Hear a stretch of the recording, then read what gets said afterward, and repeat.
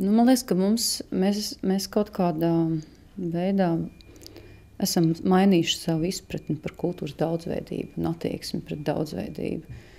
Kad, ņemot vērā to, ka realitāte ap mums mainās, mēs arī paši esam mainījušies līdz, es zinu vairāk, es esmu pārliecināta, ka lielākā daļa Latvijas iedzīvotāji ir iemācījušies dzīvot pieaugošas daudzveidības apstākļos un neskatās uz daudzveidību kā uz problēmu, bet kas tās kā uz iespēju. Gan personīgā izaugsmē, gan, teiksim, valsts izaugsmē kopumā. Otra lieta, kur var just nopietnas izmaiņas, un kas neapšaubāmi saistīts ar dalību starptautiskās organizācijās, tā ir izpratne par manu lomu sabiedrisko procesu veidošanā, par to, ka katrs mēs esam atbildīgs, ka mēs sēžam un gaidām, ka kāds mūsu vietā kaut ko izlēmis.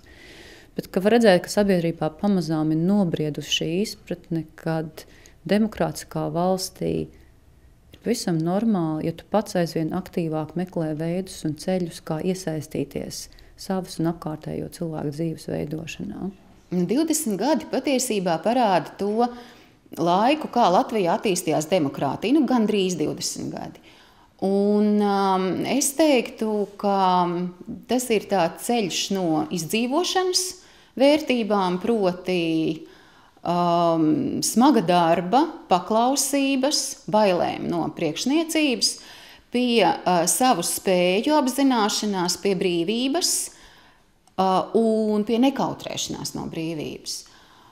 Un, ja man tagad ir jāsaka, ka brīvība kā vērtība šobrīd ir ļoti populāra un izplatīta Latvijas sabiedrībā, man nav tik liela pārliecība, ka tur viss būtu kārtībā, ka cilvēki jūtas pietiekami brīvi un nebaidās. Bet viņi baidās daudz, daudz mazāk, kā tas bija pirms 20 gadiem.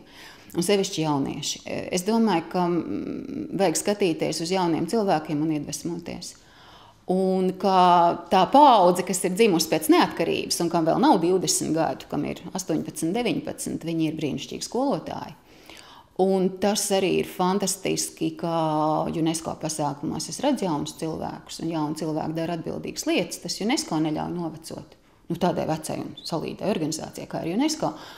Un vēl par vērtībām es teiktu, jā, individuālisms, protams, ir ļoti pieaudzis, un tas iet roku rokā ar brīvību, bet kas ir ārkārtīgi simpātiski un kas ir varbūt vērojams pēdējos krīzes gados, tas, ka cilvēkiem kļūst varbūt vairāk interesanti un vairāk rūp, kā dzīvo citi cilvēki. Un proti tā ir dalīšanās, ziedošanas un solidaritātes kultūra, kas šobrīd parādās. Un man dikti patīk tāds vārds latviešu valodā, man šķiet, ka es viņu izdomāju, nevienaldzība.